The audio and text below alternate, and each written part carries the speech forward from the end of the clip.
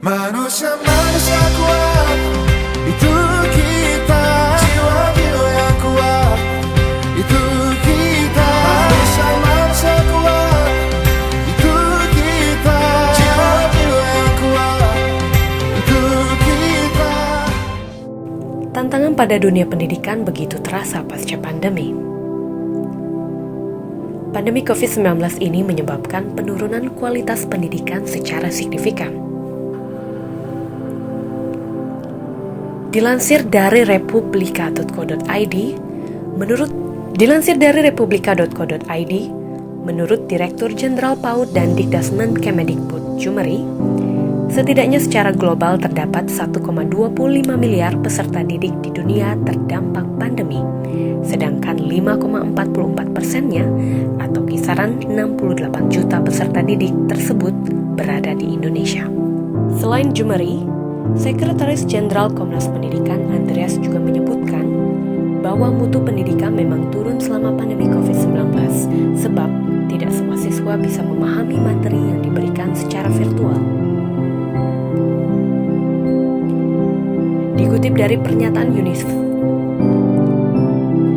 pernyataan UNICEF dan UNESCO akhir Maret lalu, bahwa sekitar 124 juta anak-anak di seluruh dunia telah kehilangan kemampuan membaca. Pemerintah telah melakukan berbagai upaya dalam menjaga kualitas pendidikan. Namun, tidak juga dapat disalahkan bahwa hasilnya memang masih belum maksimal. Baik, nama saya Lansky Christiansen. Di sini saya sebagai Duta Pendidikan Provinsi Jambi.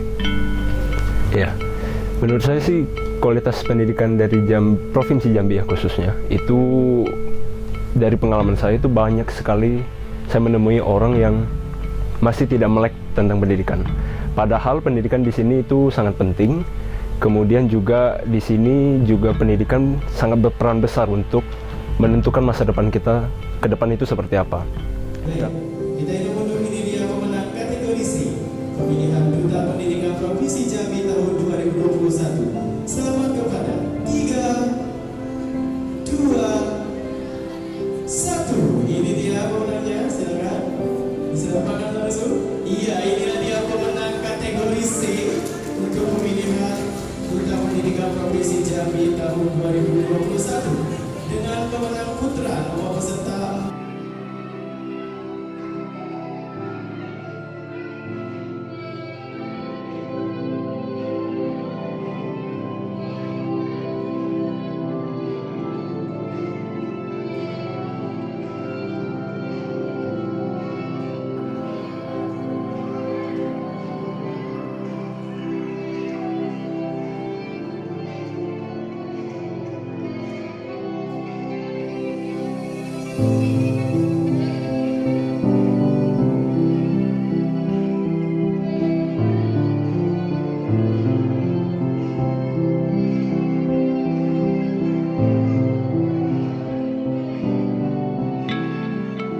Tapi sayangnya banyak sekali masyarakat ataupun mahasiswa yang tidak memperhatikan hal tersebut dan mulai mengabaikannya, dan hal itu terus dilakukan sampai sekarang dari apa yang saya lihat. Jadi kualitas pendidikan di Provinsi Jambi itu sebenarnya sudah bagus, sudah baik, tetapi tergantung lagi kepada orangnya itu bagaimana. Sekarang di masa pandemi, mungkin kita terbiasa ya untuk melakukan pendidikan itu tatap muka. Dan juga pendidikan bukan hanya seperti pendidikan formal, SD, SMP, SMA. Tetapi juga pendidikan itu bisa pendidikan jasmani dan rohani, pendidikan moral. Dan hal ini yang menurut saya itu belum diperhatikan gitu. Jadi, melihat dari kualitas pendidikan di Provinsi Jambi itu sudah bagus dan juga didukung oleh budaya kita ya, orang Asia tentang pendidikan moral itu terkenal sopan santunnya. Di Provinsi Jambi juga sudah menerapkan hal tersebut, tetapi kembali lagi orangnya yang tidak melek. Nah, jadi di sini karena kualitas pendidikannya sudah bagus, haruslah orangnya dulu nih memiliki kemauan, keniatan gitu. Karena ada juga beberapa memang budaya di Provinsi Jambi yang saya katakan di daerah yang masuk ke dalam gitu, seperti daerah dusun gitu, mereka terkenal akan budaya mereka yang tidak memperbolehkan anaknya pergi ke sekolah, karena itu dinilai menghabiskan uang, kemudian juga dinilai menghabiskan waktu. Padahal di sini pendidikan itu sangat penting, tapi mereka belum memperhatikan itu. Kemudian juga pemerintah sekarang sudah memberikan, kita daring ya karena pandemi, pemerintah sudah memberikan bantuan berupa kuota untuk bisa mengakses pendidikan. Nah, di sini ya itu lagi, kembali lagi kepada orangnya mau tidak. Sekarang kita juga sudah mempunyai e-book untuk bisa dibaca, kemudian juga dipelajari. Ya, kemudian juga perpustakaan online juga sudah banyak. Tergantung orangnya lagi mau seperti apa dalam mengakses pendidikan ini.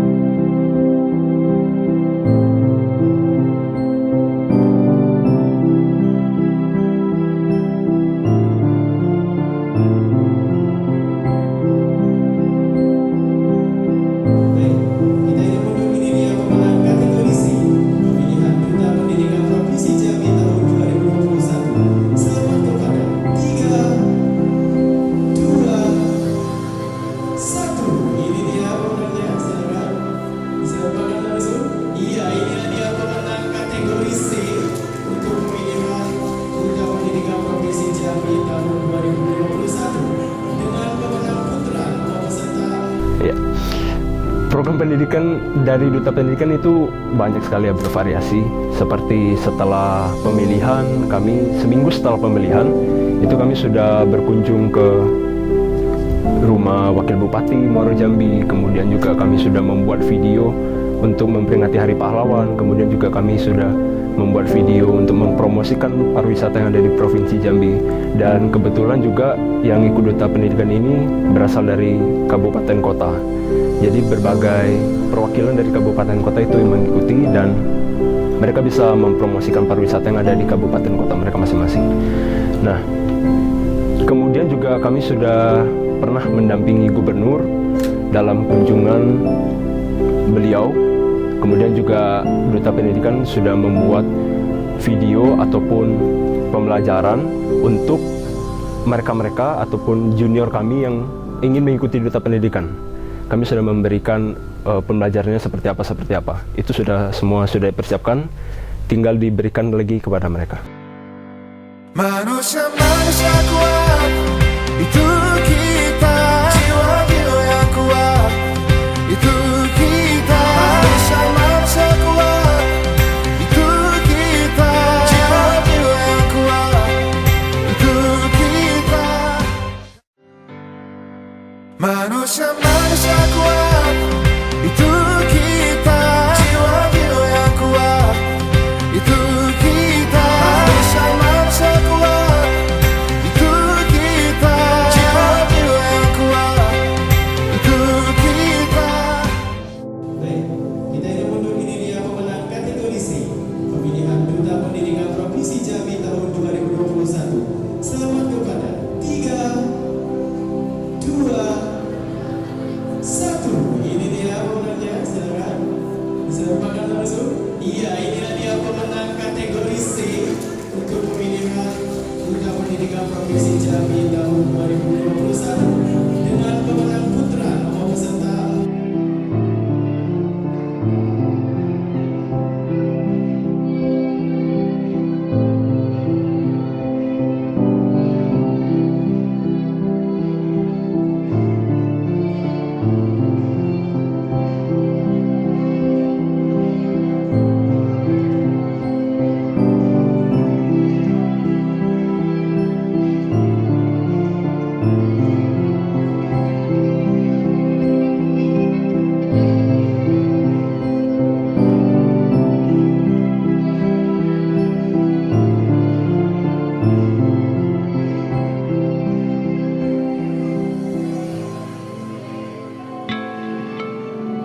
Dari Duta Pendidikan sendiri itu ada, kami sudah melakukannya ya.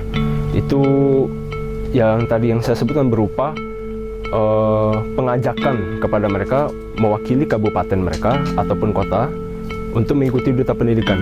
Nah, di sesi ini itu kan kami memberikan materi-materi, kemudian juga memberikan pembelajaran tentang bagaimana menjadi sosok duta pendidikan yang baik seperti itu. Kemudian juga untuk mereka yang di daerah seperti pedalaman itu, seperti dusun, itu kami juga tidak memandang harus memberikan hal yang spesial gitu, harus memberikan privilege kepada orang yang mampu atau tidak mampu seperti itu. Tidak semua sama. Jadi di sini kami itu memang sangat memperhatikan pendidikan, khususnya di Provinsi Jambi. Jadi makanya sekarang sudah kami buat ikatan Duta Pendidikan Provinsi Jambi. Agar apa? Agar orang-orang yang berada di pedalaman sana atau di dusun itu bisa mengikuti program pendidikan yang ada di Provinsi Jambi. Jadi dari sini juga mereka bisa belajar kemudian kembali lagi ke daerah asal mereka, kemudian mereka juga akan mempromosikannya kepada yang lain gitu. Jadi semua dapat. Seperti program juga, semua program pasti akan mereka dapatkan. Mereka pasti ikut, gitu, pasti ikut. Tapi itu program dari Duta Pendidikan ya. Mas, kita balik lagi ke pembahasan kita mengenai kualitas pendidikan kita sekarang. Ya. Apalagi sekarang ini pasca pandemi ini. Ada gak sih yang Mas Lansky soroti isu terkait pendidikan kita sekarang ini yang kita lagi bener-bener struggle banget nih di sini nih? Ya. Kira-kira apa? Banyak ya. Jadi pandemi ini kan membuat semuanya terguncang, membuat semua serba merosot dari aspek apapun. tidak terkecuali pendidikan sendiri. Jadi memang di masa pandemi ini pendidikan menjadi semakin tidak diperhatikan, semakin tidak dilaksanakan. Contohnya, saya ambil contoh dari pendidikan formal, itu kan sebenarnya pada saat sebelum pandemi itu sudah tidak dilihat gitu. Pendidikan formal kan untuk menambah wawasan kita ya, itu sudah semakin tidak dilihat. Ditambah lagi pandemi, ini mereka memiliki stigma seperti untuk apa gitu, pandemi juga rugi gitu. Padahal dari sini kan kita bisa, seperti yang tadi saya sebutkan, kita ada e-book, perpustakaan online yang bisa diakses melalui internet. Kemudian pemerintah juga memberikan bantuan berupa kuota. Itu semua sebenarnya bisa dilaksanakan, bisa diakses, asalkan kita mau aja gitu.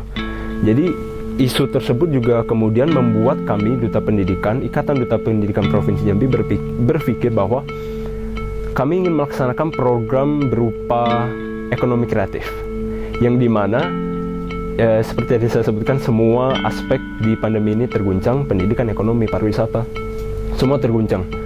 Jadi dengan adanya ekonomi kreatif ini, kami menunjang mereka, Duta Pendidikan, untuk bisa memiliki, bukan hanya saya, Duta Pendidikan yang lain juga ada, untuk bisa memiliki pemikiran yang kreatif melalui ekonomi. Seperti saya menemui beberapa kasus dari mereka yang tidak bisa membayar uang kuliahnya, tidak bisa meneruskan pendidikan formalnya. Nah, dengan ekonomi kreatif, kami itu menunjang mereka untuk bisa membuat suatu contoh usaha kecil-kecilan, seperti apa? Makanan ringan, kemudian juga usaha untuk membuat kerajinan tangan, dan kemudian itu kan bisa untuk dijual. Setelah itu dibuat dari Duta Pendidikan, nah ini menurut kami akan memberikan fokus tersendiri terhadap produk-produk tersebut. Dan kemudian setelah produk itu dipasarkan dan akan dibuat label, ya, akan dibuat label untuk bisa dikenal banyak orang saat dipasarkan. Gitu. Jadi memang program ekonomi kreatif ini sedang menjadi solusi kami ataupun program kami untuk mengatasi masalah tentang isu-isu yang ada di bidang pendidikan, khususnya di masa pandemi ini. Itu kami sekarang sudah sedang dalam proses untuk mendirikan program tersebut. Nah, pendidikan kan juga luas ya. Pendidikan bukan hanya monoton ke pendidikan SD, SMP, SMA, kuliah, sudah itu aja. Pendidikan itu luas, seperti tadi saya sebutkan, pendidikan jasmani rohani ada, pendidikan budaya juga ada. Jadi konteksnya luas. Jadi kami di sini itu harus menjelajahi semua konteks tersebut dan melihat peluang untuk bisa menciptakan ekonomi kreatif tersebut. Iya, jadi melalui Ikatan Duta Pendidikan tersebut kami meminta mereka yang berada di kabupaten kota ya, yang ada di Provinsi Jambi untuk mempromosikannya. Jadi sedang berjalan ini, itu kami sedang memperkenalkan hal tersebut kepada masyarakat agar dikenal terlebih dahulu, kemudian menarik minat mereka, baru akhirnya kami akan membuat label sendiri untuk dipasarkan. Dua program itu kan solusi ya, merupakan solusi dari pemerintah yang diberikan kepada kita, khususnya dalam bidang pendidikan. Dan tentunya ketika itu dijalankan, itu program menurut saya sudah bagus, sudah baik, sudah sangat baik. Tetapi kembali lagi, masih banyak sekali orang yang saya temui, ya khususnya ada juga teman-teman saya, itu mereka tidak melek terhadap program ini. Mereka masih tidak mempedulikannya, masih mengabaikannya. Kemudian mereka juga tidak sadar bahwa program ini itu bahkan bisa menjadi berperan besar untuk masa depan mereka. Tetapi ya sayangnya di situ banyak sekali budaya yang berkembang ini, saya tidak menyalahkan budaya, yang namanya budaya pasti sangat sulit ya untuk diubah. Tapi yang namanya budaya yang saya sebutkan tadi, tidak melek pendidikan ini, kemudian didorong juga oleh faktor keluarga yang menyuruh mereka nggak usah lah, kerja aja langsung gitu. Padahal dengan pendidikan pekerjaan ini bisa menunjang maksud saya program tersebut bisa menunjang pekerjaan mereka ke depannya bagaimana melalui dua program yang tadi, Kampus Merdeka dan juga vokasi tadi. Tetapi ya sayangnya di sana. Dan sekarang ini kami, khususnya saya, sedang mencari cara untuk membuka pikiran mereka agar melihat pendidikan itu lebih terang. Karena menurut saya suatu program solusi dari pemerintah, khususnya kalau tidak didukung oleh masyarakat kita, itu sangat sulit untuk dijalankan, sulit. Jadi makanya harus SDM-nya harus diperhatikan dulu. Setelah selesai, baru kita pelan-pelan masukkan program ini ke mereka. Kalau saya lihat sih masih dalam tahap untuk bersiap, masih dalam tahap untuk to be ready gitu. Karena digital itu memang saat ini sedang sangat berkembang ya. Untuk kedepannya juga saya rasa 20 tahun, 30 tahun ke depan itu semua serba digital. Cuman masyarakat kita untuk menyesuaikan atau adjust their habit dengan digital, apalagi 5.0 sudah kan industri kita, itu memang memerlukan waktu yang lama karena kita terbiasa untuk apa-apa onsite, apa-apa offline gitu. Jadi bukannya digital tetap ada offline-nya, tetapi semua itu akan berbasis kepada teknologi. Nah sekarang kita itu terlalu kurang melek terhadap digital menurut saya ya. Kita digitalnya itu terlambat gitu. Jadi memang harus dibuka di sana. Kita examine digital tersebut, apalagi sudah industri 5.0. Ini teknologi dunia sudah semakin berkembang dan kita juga harus mengikuti arus mereka. Kalau tidak, kita akan tertinggal sangat jauh. Jadi makanya di sini industri 5.0 tersebut dan juga di dunia digital memang harus segera dipertimbangkan untuk bisa dipakai oleh masyarakat, terutama di dunia pendidikan. Manusia kuat, itu kita. Jiwa yang kuat, itu kita. Manusia kuat, itu kita. Jiwa yang kuat. Manusia kuat, itu kita. Jiwa yang kuat, itu kita. Manusia kuat, itu kita. Jiwa yang kuat, itu kita. Oke, dari Duta Pendidikan sih hanya bisa, karena kami ini merupakan Duta Pendidikan Provinsi Jambi yang resmi didukung oleh Dinas Pendidikan Provinsi Jambi. Jadi semua program kami itu memang jika ada inovasi tersendiri dari kami untuk membuat suatu program, kami akan mengajukan ke Dinas Pendidikan ini ataupun Dinas Pendidikan yang memberikan program kepada kami gitu. Jadi tentu program tersebut semua berbasis kepada dunia digital.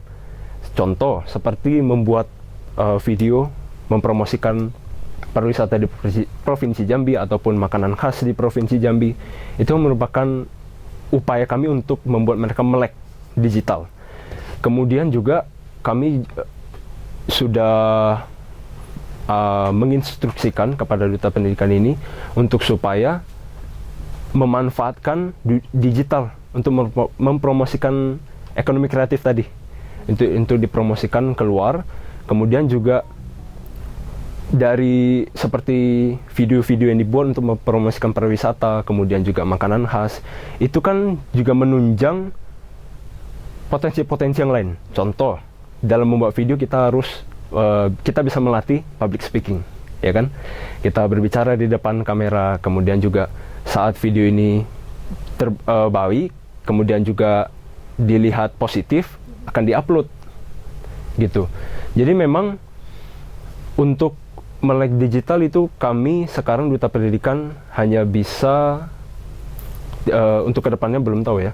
Sekarang hanya bisa untuk memfokuskan diri kami kepada mereka seperti yang tadi membuat video, kemudian mempromosikan melalui kamera di kamera.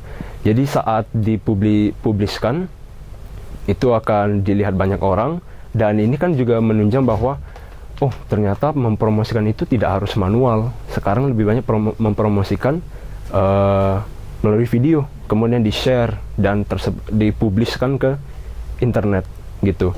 Jadi nggak seperti bagi brosur, nggak perlu bagi brosur, nggak perlu keliling-keliling bagi tiket gitu, nggak perlu lagi. Dengan cara mempromosikannya juga sudah orang tahu gitu.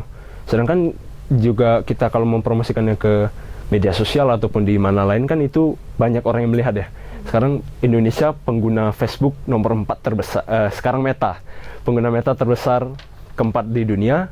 Kemudian juga pengguna Twitter terbesar kedua di dunia. Jadi memang di sini sudah terlihat pasti digitalnya kan bagaimana. Jadi makanya apa-apa itu harus memang untuk disebarkan luas harus melalui digital tersebut. Jadi makanya program-program kami itu juga melatih melatih mereka untuk selalu memperhatikan dunia digital. Gitu. Karena sekarang digital sangat berkembang, jadi kita harus mengikuti arusnya. Ya. Satu kalimat yang bisa saya sebutkan adalah melihat terang itu pendidikan. Melihat terang apa itu pendidikan. Jadi memang pendidikan di sini yang seperti saya tadi sudah jelaskan terlihat padam, tetapi untuk menunjang itu naik bukan tidak mungkin gitu. Jadi memang kita harus membiasakan ya, terutama di masa pandemi ini.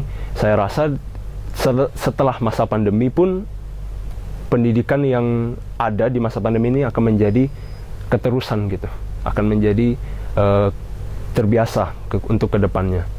Nah, jadi untuk melihat terang pendidikan itu juga memerlukan yang tadi, kemauan, keniatan dari diri sendiri. Bagaimana kita mendefinisikan pendidikan, bagaimana kita untuk melaksanakan pendidikan itu harus dari diri sendiri. Dan kembali lagi, pendidikan bukan hanya pendidikan formal SD, SMP, SMA. Yang penting juga ada pendidikan moral. Pendidikan moral itu sangat penting. Semua yang kita pelajari prosesnya itu menurut saya sudah termasuk ke pendidikan. Tetapi di sini mereka melakukannya, tetapi mereka tidak sadar. Nah, menurut saya ketika mereka melakukannya dan kemudian mereka sadar, itu akan membangkitkan rasa dalam diri mereka tentang pentingnya pendidikan. Itu seperti apa?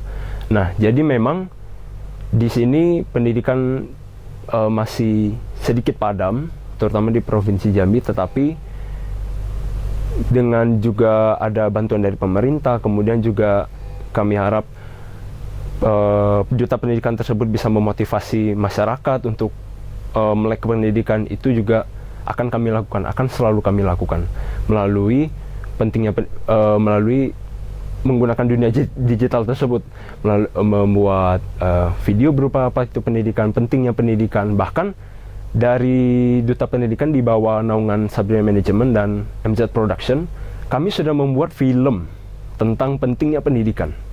Kami sudah membuat film tentang pentingnya pendidikan, dan film tersebut sudah diberikan ataupun dikasih tahu ke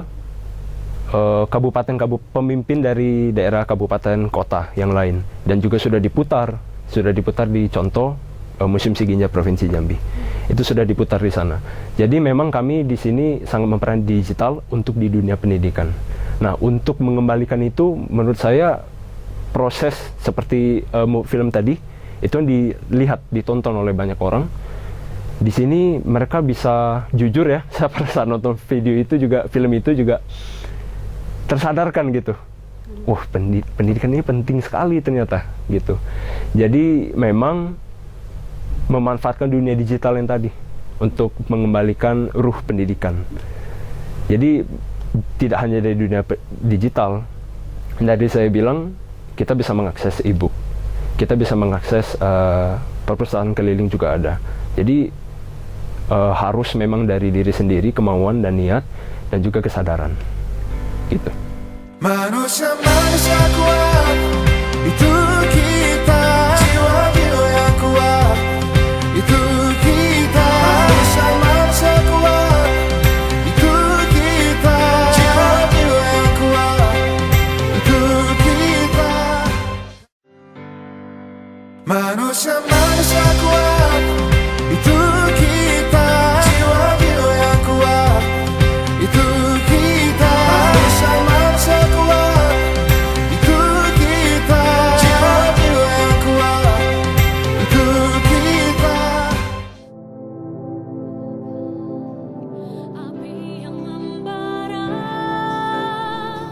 Mereka memberikan motivasi kepada masyarakat agar mencintai ilmu, mencintai pendidikan.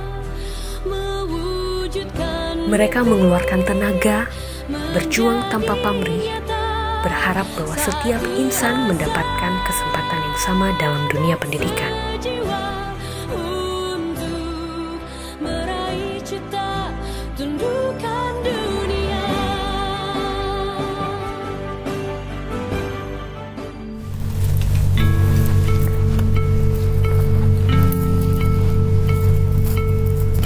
Halo, nama saya Suci Utami Arman, bisa dipanggil Suci, dan saya saat ini bekerja sebagai seorang guru di salah satu sekolah dasar di Jambi, yaitu Guangming School. Dan di sela-sela waktu senggang saya juga bekerja sebagai salah satu pendiri di salah satu yayasan pendidikan Jambi, sosial pendidikan Jambi, yaitu Bara Api Foundation. Saya merupakan pendiri Yayasan Sosial Pendidikan Bara Api. Bara Api sendiri itu merupakan panjangan dari Bersama Rangkul Anak Bermimpi, yang memberikan pendidikan secara gratis, yaitu pendidikan informal setiap hari Minggu kepada seluruh anak-anak marginal yang ada di kota Jambi. Sebelum mendirikan Bara Api, saya sering terlibat di beberapa kegiatan sosial, tapi bukan sebagai relawan pendidikan, melainkan relawan lingkungan dan juga relawan di organisasi sosial dan budaya. Tapi karena memang background saya sebagai seorang pendidik dan saya saat itu sedang menjadi mahasiswa tingkat akhir di Universitas Jambi, yaitu mahasiswa pendidikan bahasa Inggris, sehingga saya tergerak hati saya untuk mendirikan sendiri organisasi saya yang membantu anak-anak marginal di Jambi untuk mendapatkan pendidikan secara gratis, khususnya pelajaran bahasa Inggris. Kalau ditanya sejak kapan dan mengapa, mungkin karena pada saat itu saya memang waktu kuliah saya sering ikut kegiatan sosial dan masih dalam proses pencarian jati diri juga, mencari passion saya apa. Walaupun saya masuk ke jurusan pendidikan bahasa Inggris, tapi saya merasa saya harus mengeksplor lagi, dan akhirnya setelah saya mengikuti kegiatan PPL di sekolah, saya merasa bahwa memang passion saya adalah di pendidikan. Jadi saya merasa sudah seharusnya saya berbuat lebih, tidak hanya mengajar di sekolah formal tapi juga di pendidikan informal. Oke. Bara Api sendiri itu sebenarnya berdiri dulunya sebuah komunitas, hanya sebagai komunitas perkumpulan.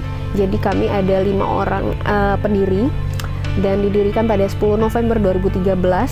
Lalu setelah berjalan dengan sendirinya, akhirnya pada tahun 2017 kami memberanikan diri untuk melegalkan komunitas Bara Api ini menjadi sebuah yayasan berbadan hukum di bawah Kementerian Kemenkumham. Dan juga kami sendiri memberikan program, yaitu berupa pengajaran secara gratis kepada anak-anak marginal di kota Jambi, khususnya usia sekolah dasar dan sekolah menengah pertama. Jadi targetnya itu jika mereka memang putus sekolah, kami membantu mereka untuk memotivasi kembali sehingga mereka mau melanjutkan pendidikan mereka kembali. Tapi jika mereka memang memiliki pendidikan formal sekolah, mereka akan mendapatkan pelajaran secara gratis, pelajaran tambahan, sehingga nilai mereka di sekolah bisa terus meningkat begitu.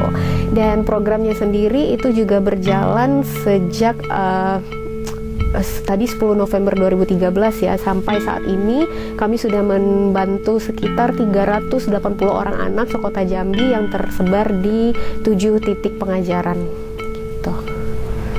Kejadian menarik ya, kalau ngomongin kejadian menarik karena memang target kita itu sendiri anak-anak marginal ya.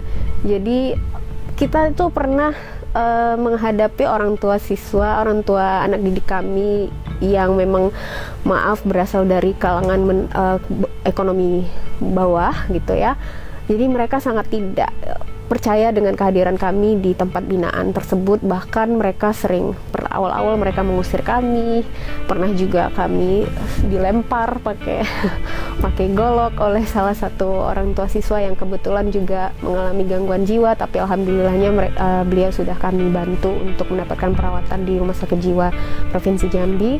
Dan juga kami pernah menangani anak-anak di salah satu tempat binaan kami, yaitu di Kampung Flores. Jadi kami harus berurusan dengan polisi karena anak-anak didik kami di sana juga mengkonsumsi narkoba, mereka juga nyopet. Jadi memang kami harus membentuk karakter mereka terlebih dahulu. Ketika memang karakter mereka sudah terbentuk dengan baik, barulah kami bisa memotivasi mereka untuk terus melanjutkan pendidikan setinggi-tingginya. Kritik dan komentar untuk pendidikan di Jambi, Kota Jambi dan Provinsi Jambi, begitu. Lagi-lagi saya menekankan kalau pendidikan itu merupakan akar sebuah solusi dari semua permasalahan dalam kehidupan. Sayangnya tidak semua orang paham dengan hal ini.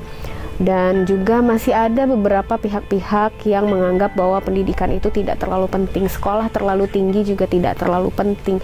Padahal sebenarnya dengan memiliki keinginan, motivasi untuk terus belajar dan mengenyam pendidikan setinggi-tingginya, itu akan dapat mengubah pola hidup kita dan cara kehidupan kita ke depannya, begitu.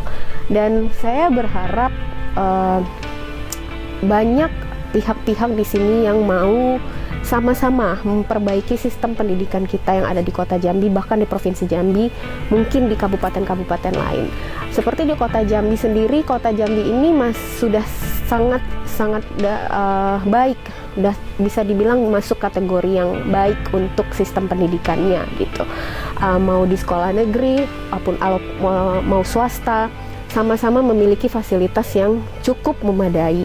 Tapi masih ada beberapa pihak-pihak di pinggiran Kota Jambi, seperti yang sudah kami bina di Barapi, tidak memiliki fasilitas yang layak, tidak memiliki kemampuan yang sama dengan anak-anak yang bersekolah di sekolah negeri dan sekolah swasta dengan fasilitas yang sangat baik gitu. Begitu juga dengan siswa-siswi mungkin yang berada di kabupaten lain di Provinsi Jambi.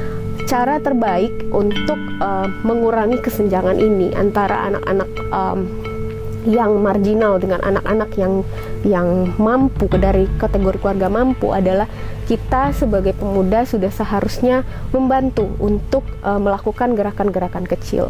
Dan juga tidak hanya pemuda saja, dari pemerintah sudah seharusnya juga melihat dan melek secara real, melihat secara nyata bahwa memang permasalahan ini tidak akan pernah selesai. Jadi mari sama-sama membantu secara perlahan, secara kecil, dengan langkah kecil, sehingga permasalahan ini akan bisa berkurang secara perlahan-lahan, sehingga kesenjangan pendidikan itu pun juga tidak akan terjadi selama-lamanya gitu. Semua anak bisa mendapatkan akses pendidikan yang sama. Kalau berbicara mengenai era Society 5.0, itu sendiri harus saya jelaskan betul bahwa di Society 5.0 ini sebenarnya kita sudah melakukan teknologi itu sudah sangat dekat dengan kehidupan kita, dan ini sudah berlaku pada saat pandemi datang di kehidupan kita di dunia saat ini. Semuanya itu semua orang harus beradaptasi dengan teknologi, dan teknologi bukanlah hal yang aneh lagi, bukanlah hal yang tidak familiar bagi kita. Tapi begitupun juga dengan kehidupan di pendidikan, begitu. Nah, di pendidikan sendiri penggunaan teknologi itu sudah sangat-sangat biasa, dengan penggunaan pengajaran melalui Zoom online atau Google Classroom dengan beberapa platform lain. Anak-anak diminta untuk bisa beradaptasi dengan cepat, begitupun juga dengan guru sebagai tenaga pendidik dituntut untuk lebih kreatif dalam menciptakan materi pembelajaran sehingga anak-anak tidak merasa bosan. Tapi sayangnya hal ini lagi-lagi hanya berlaku untuk anak-anak yang memiliki fasilitas yang sangat mumpuni atau anak-anak yang berada dalam taraf ekonomi menengah ke atas. Dan yang jadi pertanyaannya, apa kabar dengan anak-anak yang dalam tanda kutip mereka berasal dari keluarga yang terpinggirkan, dari kaum marginal? Jangankan menyicipi teknologi seperti penggunaan WhatsApp, menggunakan Zoom, laptop, internet, segala macam, dengan sistem pembelajaran yang sangat konvensional pun mereka masih sangat tertinggal. Ini adalah masalah terbesar yang harus kita selesaikan, sehingga lagi-lagi kesenjangan tidak terlalu terasa antara gap antara anak marginal dengan anak yang berasal dari keluarga mampu ini memiliki potensi yang sama. Jadi mereka juga memiliki hak yang sama untuk mendapatkan pendidikan dengan level yang sama. Gitu. Oke, pasca pandemi. Sebenarnya pandemi ini kalau boleh saya berikan opini ya. Sebenarnya dari pandemi ini kita bisa melihat sisi positif dan negatifnya. Mungkin di sisi negatifnya dari awal-awal kita cukup terkejut dengan cara pola hidup yang harus benar-benar berdampingan dengan pandemi dan semua menggunakan teknologi, bahkan kita jadi terkungkung sehingga kita tidak terlalu bersosialisasi dengan orang lain secara in person, kita hanya bersosialisasi on the screen saja. Tapi keuntungannya adalah manusia jadi sangat melek teknologi. Nggak ada lagi kita melihat bahwa orang itu gagap teknologi ya. Zaman sekarang semua pasti orang menggunakan teknologi gitu. Dan pendidikan sendiri semakin kesini semakin kompetitif, semakin kreatif. Guru-guru juga semakin kreatif dalam membentuk materi pembelajaran, metode pembelajaran. Anak-anak juga semakin cepat dalam menangkap pembelajaran gitu. Kalau dulu secara konvensional mungkin mereka membutuhkan waktu yang cukup lama untuk mendapatkan pembelajaran, mengerti dalam satu materi. Tapi secara online, mau tidak mau mereka dituntut untuk mengerti pelajaran ini dengan lebih cepat gitu. Jadi keuntungannya adalah anak-anak, guru dan semua warga pendidikan ini memang harus lebih dituntut lebih cepat, lebih kreatif dalam berpikir selama pandemi ini. Jadi semoga setelah pasca pandemi ini berakhir, kebiasaan berpikir cepat dan kreatif itu tidak menghilang, tapi terus tetap kita jadikan kebiasaan dalam kehidupan kita sehari-hari sehingga kita tetap bisa terus bertumbuh dalam menjalani kehidupan di era Society 5.0 ini.